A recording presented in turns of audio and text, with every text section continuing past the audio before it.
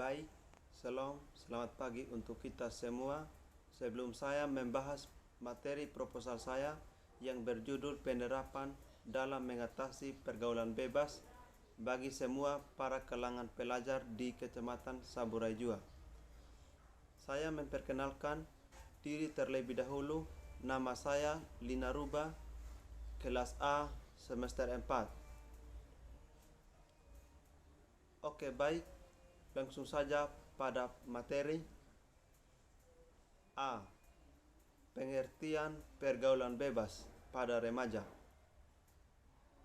Dari segi bahasa, pergaulan artinya proses bergaul, sedangkan bebas yaitu lepas, sama sekali tidak terikat oleh batas dari orang tua.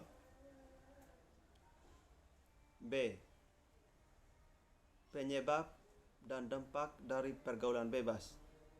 Bagi pelajar, ada pun faktor penyebab pergaulan bebas. Yang pertama, rendahnya kontrol diri. Kontrol diri sebagai suatu kemampuan untuk menyusun, mengatur, dan mengarahkan bentuk perilaku yang dapat membawa individu ke arah konsekuensi positif.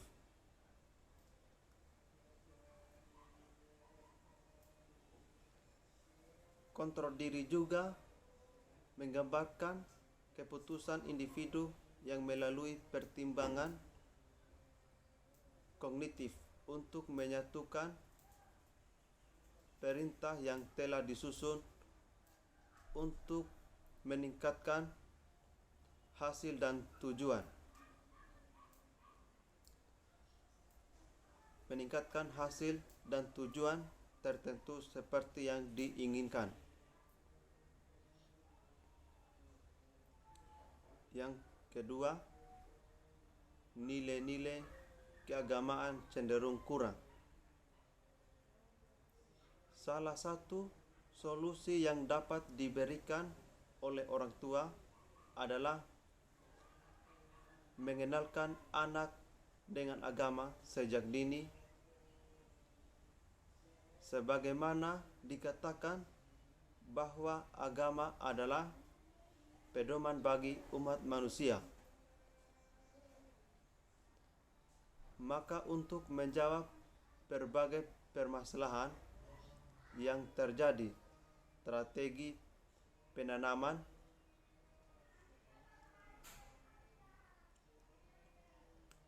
nilai-nilai agama harus diperhatikan dalam mengasuh anak.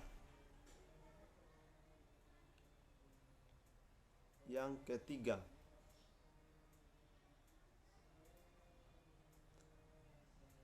gaya hidup yang kurang baik. Gaya hidup yang kurang baik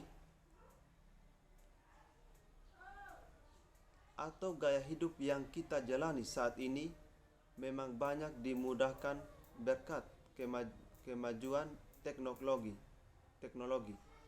dan beragama pilihan maka dan kegiatan yang bisa kita lakukan. Keempat, minimnya perhatian orang tua. Keluarga sangat berperan besar dalam kehidupan anaknya, terutamakan orang tua. Apabila orang tua mendidik anaknya dengan benar, maka anaknya akan tumbuh sesuai dengan didikan orang tuanya. Adapun dampak negatif dari pergaulan bebas. Yang pertama, kejahatan. Kejahatan yang sering dilakukan seseorang dengan menggunakan sarana yang telah tersedia di media internet. Yang kedua, penipuan. penipuan. Banyak orang yang tertarik dengan penawaran dan pemesanan yang tersedia di dunia maya atau di internet, sehingga masyarakat tertarik untuk membelinya dan memesannya, dan akhirnya melakukan transaksi yang akan mengakibatkan penipuan, sehingga transaksi yang sudah dilakukan hingga secara cuma-cuma.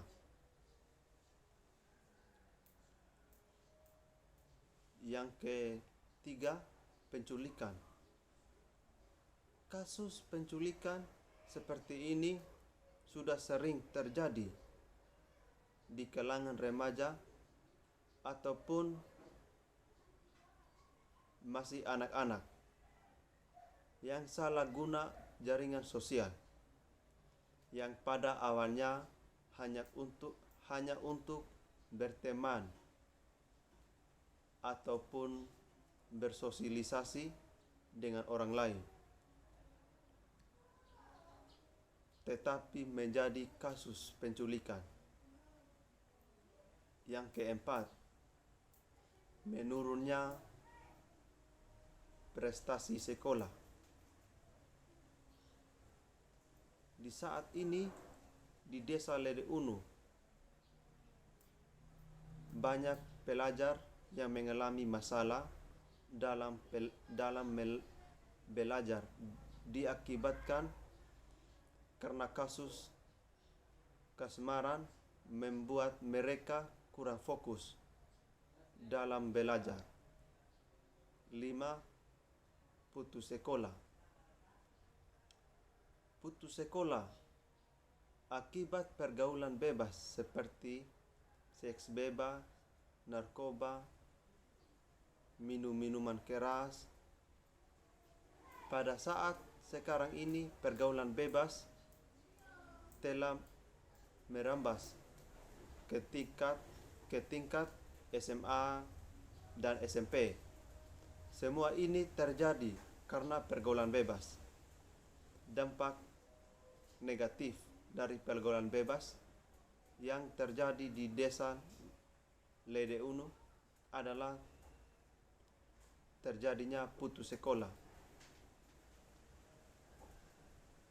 Yang keenam, hamil di luar nikah.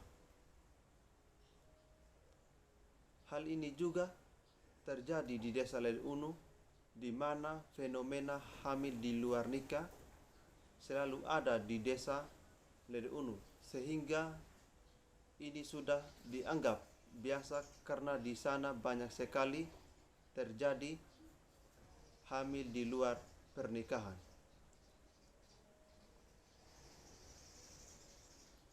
Bagian C, cara mengatasi pergaulan bebas bagi para pelajar. Adapun cara mengatasi pergaulan bebas terhadap anak-anak, yaitu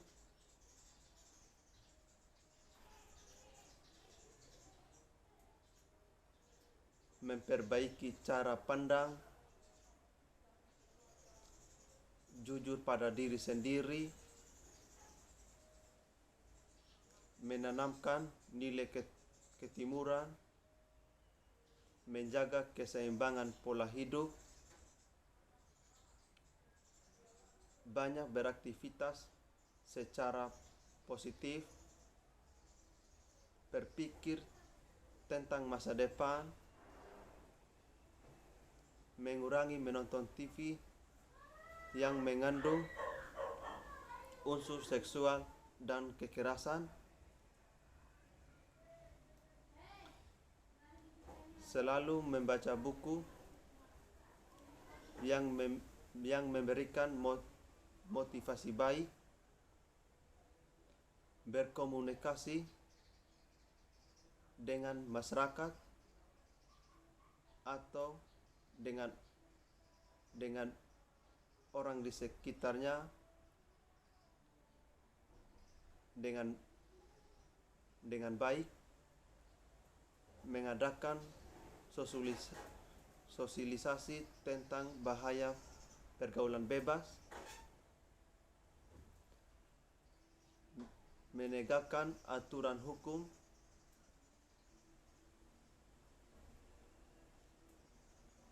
bagian D, solusi untuk meminimalisir dampak negatif dari pergaulan bebas.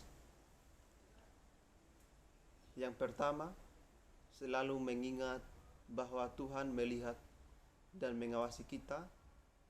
Kedua, selalu mengingat akibat dari pergaulan bebas untuk diri kita. Yang ketiga, mengganti kegiatan yang mendekati pergaulan bebas dengan yang lebih positif. Bagian E, teknik pengumpulan data. Teknik pengumpulan data merupakan langkah yang paling utama dalam penelitian, karena tujuan utama dari penelitian adalah mendapatkan data tanpa mengetahui teknik pengumpulan data, maka penelitian tidak akan mendapatkan data yang memenuhi data yang ditetapkan. Yang pertama, observasi. Observasi sebagai teknik pengumpulan data mempunyai ciri yang spesifik bila dibandingkan dengan teknik yang lain, yaitu wawancara dan kuesioner. Yang kedua, wawancara. Wawancara digunakan sebagai teknik pengumpulan data apabila penelitian ingin melakukan studi pendahuluan untuk menemukan permasalahan.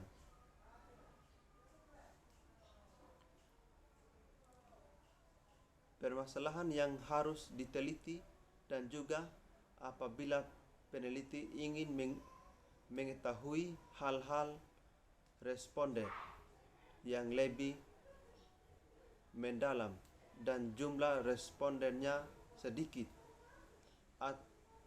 atau kecil. Yang ketiga, dokumentasi. Dokumentasi adalah salah satu metode pengumpulan data yang digunakan dalam penelitian. Metode ini digunakan untuk meneluri data historis. Yang keempat, triangulasi. Triangulasi dalam teknik pengumpulan data, triangulasi diartikan sebagai teknik pengumpulan data dan sumber data yang telah ada.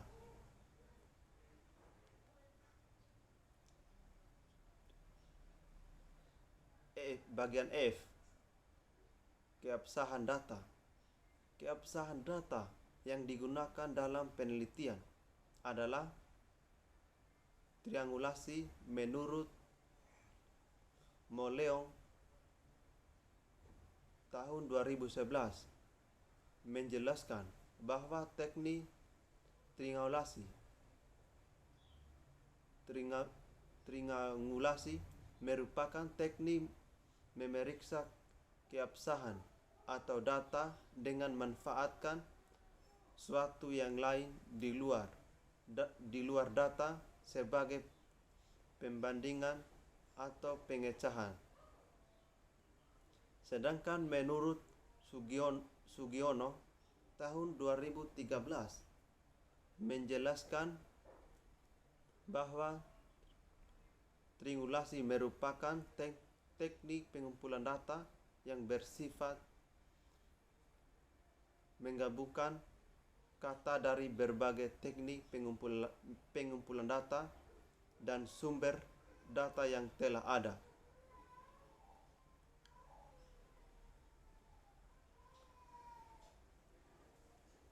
Teknik triangulasi yang digunakan dalam penelitian ini dibedakan menjadi dua, yaitu yang pertama, triangulasi teknik.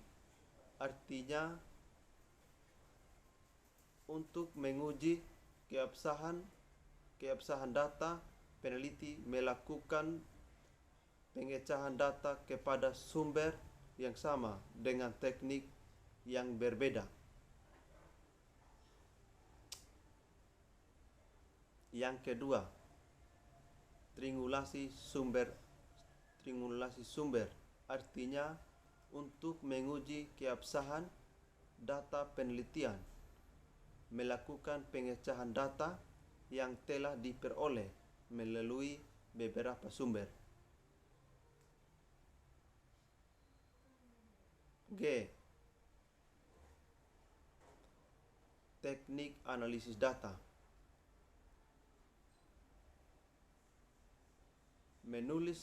Menganalisis data dengan analisis data model Miles dan Huberman tahun 1984. Selama berada di lapangan telah dipahami bersama dalam analisis data kualitatif dilakukan secara interaktif dan berlangsung secara terus-menerus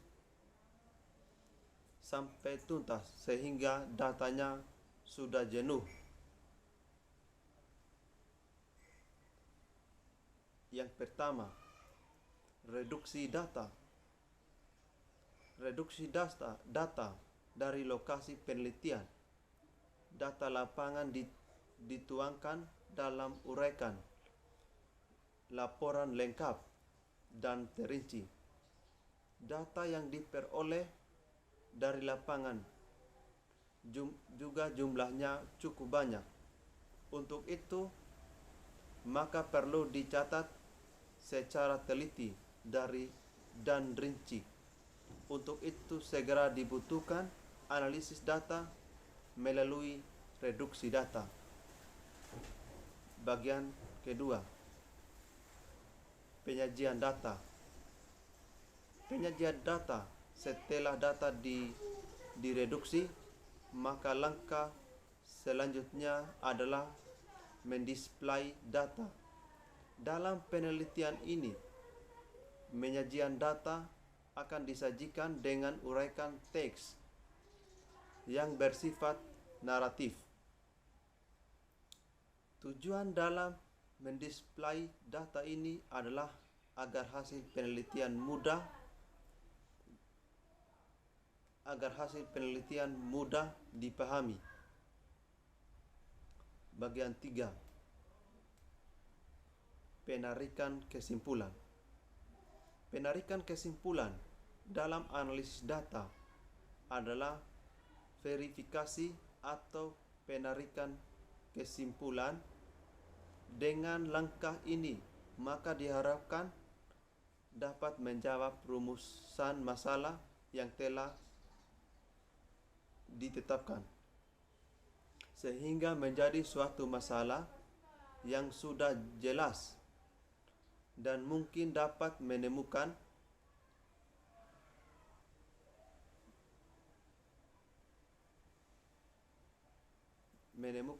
temuan baru yang sebelumnya belum pernah ada.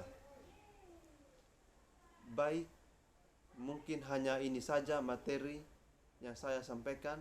Kurang dan lebihnya saya mohon maaf. Sekian dan terima kasih.